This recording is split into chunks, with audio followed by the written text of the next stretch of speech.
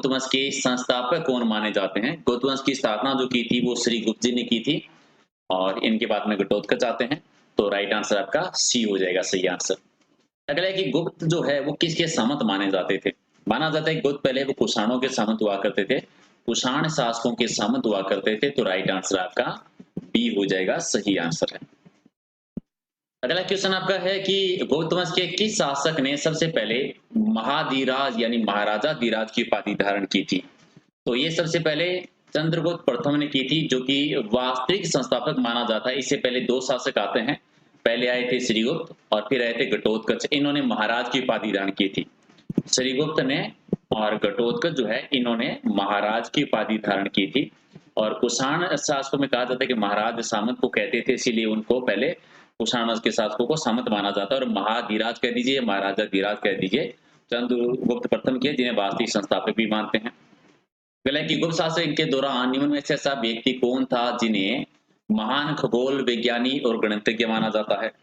गुप्त शासकों में महान खगोल विज्ञानी और गणितज्ञ जो थे आर्यभट्ट जी थे।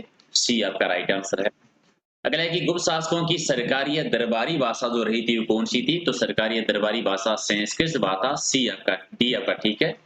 और इतिहासकार पी ए समित ने किसकी विजयों से प्रभावित होकर उन्हें भारत का नेपोलियन, समित ने भारत का नेपोलियन कहा है समुद्रगुप्त को, समुद्रगुप्त को। तो राइट आंसर का डी हो जाएगा राइट आंसर।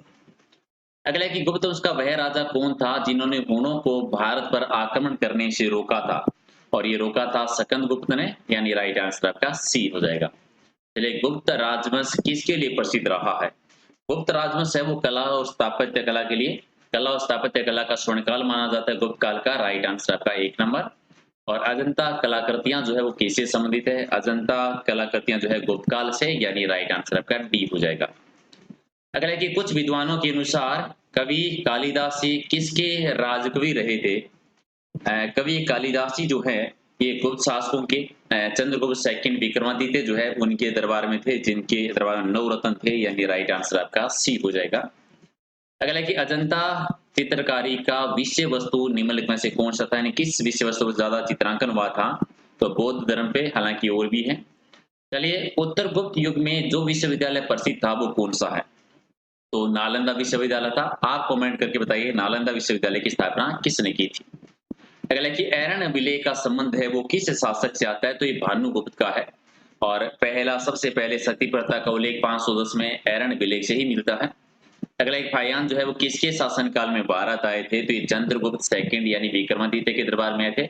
और हेन सांग है वो हर्षवर्धन के टाइम पर भारत आते हैं। भारतीय संस्कृति का स्वर्ण युग है यानी गोल्डन एज है वो किनके शासनकाल को कहा जाता है? गुप्त काल को कहते हैं। और अगला है कि फायान कहाँ का निवासी था? तो चीन का था। और किसके शासनकाल में? चंद्रगुप्त सेकंड के शासनकाल में भारत की यात्रा की थी। चलिए, सेतुबंध का रचनाकार प्रवरसेन सेकंड किस वंश का शासक रहा था? ये वाकाटक वंश का शासक रहा था। सी आपका ठीक है। और किस गुप्तकालीन शासकों को कविराज कहा जाता है? कविराज उपाधि रही थी समुद्रगुप्त की। सी आपका ठीक है। सकंद गुप्त को किस स्तंभ लेख में सक्रोपम कहा गया है? कौन से लेख में कहा गया है? तो कहोम स्तंभ लेख जो है उसमें ये उपनाम देखने को मिलता है। और अगला है कि श्रीलंका की राजा मेघवर्मन ने किस स्थान पर भगवान बुद्ध का मंदिर बनाने के लिए समुद्रगुप्त से अनुमति मांगी थी? ये बोध गया में मंदिर बनवाने के लिए। बी आपका ठीक है। अगला है कि मंदिर निर्माण कला का जन्म सबसे पहले कब हुआ था? तो ये जन्म माना जाता है गुप्त काल से, यानी बी आपका ठीक है। अगला है कि चंद्रगुप्त सेकंड विक्रमादित्य की उपाधि कब धारण की थी? विक्रमादित्य की उपाधि आती है ये। और ये उपाधि धारण कब की थी? जब उन्होंने शकों को हराया था। शकों का उन्मूलन करने के बाद में उपाधि धारण की थी। चलिए, गुप्त काल में सर्वाधिक लोकप्रिय देवता जो रहे हैं वो कौन है? विष्णु जी, यानी बी आपका ठीक है।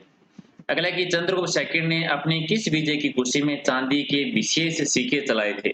जब उन्होंने शकों को पराजित किया था तब उन्होंने चांदी के सिक्के चलाए थे। सी आपका ठीक है। और मेहरौली दिल्ली में स्थित लौह स्तंभ का निर्माण किस सदी में हुआ था? तो ये 4वीं सदी में करवाया गया था। तो एक आपका ठीक है। अगला ये फायान और हेनसांग क्रमशः किसके शासनकाल को देखा था? किनके शासनकाल में आए थे? फायान आए थे चंद्रगुप्त विक्रमादित्य के शासनकाल में। हेनसांग आए थे हर्षवर्धन के टाइम पर, यानी राइट आंसर डी हो जाएगा। अगला एक दंतरी कौन थे? तंत्री कौन आते हैं? चंद्रगुप्त विक्रमादित्य के राज दरबार में 9 रत्नों में प्रसिद्ध एक चिकित्सक थे। प्रसिद्ध चिकित्सक आते हैं, यानी बी आपका ठीक है। चलिए, गुप्तकालीन शासन प्रणाली है वो किस प्रकार की रही थी? तो राजतंत्रात्मक थी। राजतंत्रात्मक यानी एक आपका ठीक है। अगला है कि फाहियान के द्वारा चित्रित ग्रंथ फुकोओ की निम्न में से किसका विवरण नहीं मिलता है? इनमें से तो बौद्ध धर्म के सिद्धांतों की जानकारी मिलती है क्या? नहीं मिलती। बौद्ध राज्यों की मिलती है, गौतम बुद्ध के उपदेशों की जानकारी मिलती है, बौद्ध मंदिर, स्तूप और बौद्ध विहारों की जानकारी भी मिलती है, लेकिन सिद्धांत नहीं मिलते, यानी एक आपका ठीक है। अगला एक गुप्त स्थापत्य कला का सर्वोत्कृष्ट मंदिर जो है, सर्वोत्कृष्ट मंदिर जो माना जाता है वो कौन सा? ये देवगढ़ का जो दशावतार जी का मंदिर है। आप बताइए कि दशावतार जी का मंदिर है किसका? ठीक है, किस देवता का है? अगला कि अजंता की गुफाओं में कौन सी गुफाओं का निर्माण है गुप्त काल में हुआ था?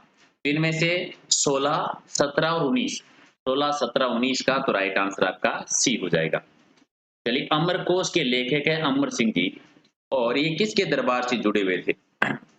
और अमर सिंह जी है चंद्रगुप्त सेकंड के दरबार में थे। याद रखना है अमरकोश की रचना किसने की थी। चलिए, गुप्त संवत 1319-20 में शुरू हुआ था, और इसकी शुरुआत करने का श्रेय किसको जाता है? चंद्रगुप्त प्रथम को जाता है, जिन्होंने गुप्त संवत की शुरुआत की थी। चंद्रगुप्त प्रथम ने गुप्त संवत का प्रारंभ किस उपलक्ष्य में किया था, ये बता दीजिए। जब उनके राज्यारोहण राज्याभिषेक हुआ था उसके उपलक्ष्य में, और इन्हीं को वास्तविक संस्थापक भी मानते हैं, जिन्होंने महाराजा धीराज की सबसे पहले उपाधि धारण की थी। और प्रयाग प्रशस्ति अभिलेख उत्खननकर्ता कौन है? हरिसेन जी है। किसके शासनकाल के? समुद्रगुप्त के। दोनों याद रखिए कि प्रयाग प्रशस्ति किसके? समुद्रगुप्त की है, और रचनाकार जो रहे हैं वो हरिसेन जी रहे हैं इसके। चलिए, गुप्त काल को प्राचीन भारत का क्लासिक युग को क्यों कहा जाता है? क्योंकि कला और साहित्य के क्षेत्र में उन्होंने चंद्रगुप्त पर पहुंचने में कारण की वजह से, कला साहित्य की वजह से, बी आपका ठीक है। सारनाथ में दमेक स्तूप का निर्माण किस काल में हुआ था? और ये भी गुप्त काल के दौरान ही हुआ था। अगला है कि गुप्त काल में सोने की मुद्रा को क्या कहा जाता था? सोने की मुद्रा को दिनार कहते थे, यानी एक आपका ठीक है। और कुमार संभव महाकाव्य किस कवि के द्वारा लिखा गया था? कुमार संभव कालिदास जी का है, यानी डी आपका ठीक है। अगला है कि नालंदा विश्वविद्यालय की स्थापना किस युग में हुई थी? तो नालंदा विश्वविद्यालय गुप्त काल में हुई थी। और कौन सी चीनी यात्री आया था नालंदा विश्वविद्यालय में, वो आप बता दीजिए। अगला है कि गुप्त युग में भूरासों की दर क्या थी? भूरासों की दर उपज का छठा हिस्सा माना जाता है, उपज का छठा भाग, यानी बी आपका ठीक है। और नगर का कर्मिक पतन किस काल की एक महत्वपूर्ण विशेषता रही है? तो कर्मिक पतन भी गुप्त काल की विशेषता है। चलिए, किस वंश के शासकों ने मंदिर और ब्राह्मणों को सबसे अधिक ग्राम अनुदान किए थे? मंदिर और ब्राह्मणों को ग्राम अनुदान गुप्त काल के दौरान ही सर्वाधिक हुए थे, तो राइट आंसर का 1 नंबर। अगला है कि दिल्ली के मेहरौली में कुव्वत उल इस्लाम मस्जिद के प्रांगण में स्थित लौह स्तंभ जो है वो किसकी स्मृति में बना हुआ है, किसकी याद में? ठीक है, तो चंद्र की स्मृति। ठीक है, तो राइट आंसर बी है। अगले कालिदास जी के द्वारा रचित महाविगामित्र जो है नाटक के जो नायक रहे हैं वो कौन है? ठीक है, मालविका के जो नायक हैं वो कौन है? अग्निमित्र हैं, यानी राइट आंसर आपका सी हो जाएगा। चलिए, समुद्रगुप्त की सैनिक उपलब्धियों का वर्णन किस अभिलेख में मिलता है? समुद्रगुप्त की सैनिक जो उपलब्धियां है वो प्रयाग प्रशस्ति में, हरिसेन जी जिसके रचयिता रहे हैं, डी आपका ठीक है। अगला कि इनमें से किस काल में स्त्रियों की पुरुषों से बराबरी रही थी? तो स्त्रियों की पुरुषों से बराबरी भी गुप्त काल के दौरान थी, एक आपका ठीक है। चलिए, कौन सा राजवंश हुणों के आक्रमण से अत्यधिक विचलित हुआ था? हुणों के आक्रमण से विचलित कौन सा हुआ था? गुप्त काल, क्योंकि गुप्त काल के पतन का कारण ही हूण आक्रमण माना जाता है, तो सी आपका ठीक है। इनमें से कौन सा नाटक कालिदास जी ने नहीं लिखा था? तो कालिदास जी का जानकी हरण को छोड़ दें तो बाकी तो सारे कालिदास जी के हैं, यानी डी हो जाएगा राइट आंसर। अगले कि अजंता की गुफाओं में सरीखी जैसी गुफाएं मध्य प्रदेश में कहां पर है? ठीक है, तो मध्य प्रदेश में आती है धार में, बागधार, यानी एक आपका ठीक है। अगला कि गुप्त वंश की अवधि बता दीजिए कब से कब तक? तो लगभग 1319 से 500 तक। हालांकि शुरुआत तो 1319 से पहले से ही हो गई थी, क्योंकि 1319 में चंद्रगुप्त प्रथम गद्दी पर बैठते हैं, लेकिन ऑप्शन के आधार पर 1 नंबर जो है वो ठीक है, लगभग बात कर रहे हैं। चलिए, बाल विवाह की प्रथा की शुरुआत कब हुई थी? बाल विवाह प्रथा की शुरुआत गुप्त काल से, यानी सी आपका ठीक है। सोने के सर्वाधिक सिक्के किस काल में जारी किए गए थे? सोने के सर्वाधिक सिक्के गुप्त काल में। राजस्थान में अगर बात करेंगे गुप्त कालीन सोने के सिक्के हमें कहाँ से मिलते हैं, तो राजस्थान में भरतपुर में एक जगह आती है बयाना, तो बयाना जहां से पहला विजय स्तंभ भी है और सर्वाधिक सोने के सिक्के और नील के अवशेष भी मिले हैं। यूरोपीय भाषा में अनुदित या अनुवादित प्रथम भारतीय ग्रंथ कौन सा है? ठीक है, अनुवादित प्रथम भारतीय ग्रंथ जो है वो आता है अभिज्ञान शाकुंतलम कालिदास जी का। बी आपका ठीक है। सती प्रथा का पहला उल्लेख कहां पर मिलता है? सती प्रथा का पहला उल्लेख अरण्य विलेख में मिलता है भानुगुप्त जी के टाइम का। सी आपका ठीक है। और गुप्त वंश के शासकों का सही कालक्रम बता दीजिए कि पहले कौन से शासक बैठे थे। तो पहले आते हैं चंद्रगुप्त प्रथम, फिर समुद्रगुप्त, ठीक है, फिर चंद्रगुप्त सेकंड आते हैं, और फिर कुमारगुप्त, और फिर सकंदगुप्त आते हैं। यानी क्रम वाइज ले लीजिए, सारे के सारे 1 2 3 4 5 ही हो जाएगा, यानी ई ले लीजिए राइट आंसर। ये सीधा चंद्रगुप्त है, ये प्रथम लिखा है तो ये प्रथम मान लीजिए, सेकंड, ठीक है, क्रम वाइज रहेंगे।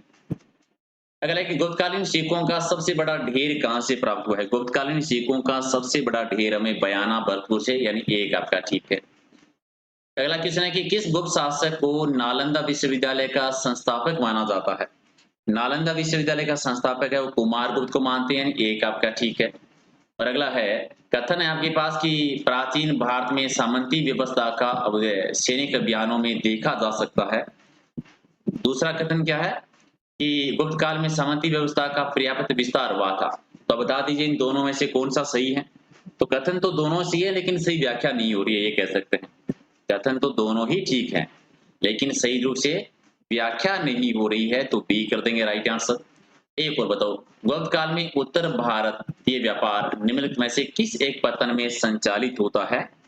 तो किस में जानकारी? ताम्रलिप्ति, यानी एक नंबर आपका सही है। ये टॉप 60 क्वेश्चन थे, हालांकि ये इसका पार्ट 1 है, एक पार्ट हम और कवर करेंगे। तो इनमें से जितने भी आप सही कर सकते हैं कमेंट करके जरूर बता देना कि कितने क्वेश्चंस हैं वो आप लोगों ने इनमें से सही किए हैं, ठीक है। और लाइक शेयर कर दीजिए ताकि इसी प्रकार की सीरीज है वो रोजाना हम बनाते रहें। उम्मीद है कि आपको ये सीरीज पसंद आएगी। और कल तो गुप्त काल का नहीं करेंगे, कल तो एक और टॉपिक करेंगे हम नया, लेकिन गुप्त काल का एक टॉपिक, एक पार्ट जो है वो और कवर करने वाले हैं, क्योंकि सारे क्वेश्चन इसी एक टेस्ट में पूरे हो नहीं सकते। और बहुत सारे क्वेश्चन गुप्त काल की जो खास तौर से साहित्य है, स्थापत्य कला है, कला साहित्य है, या प्रशासनिक व्यवस्था है, सामाजिक व्यवस्था है, आर्थिक व्यवस्था जो है, वहां से आपके एग्जाम में क्वेश्चन आते हैं, तो वो पार्ट हम कवर करेंगे एक और अच्छे से। तो लाइक शेयर कर दीजिए और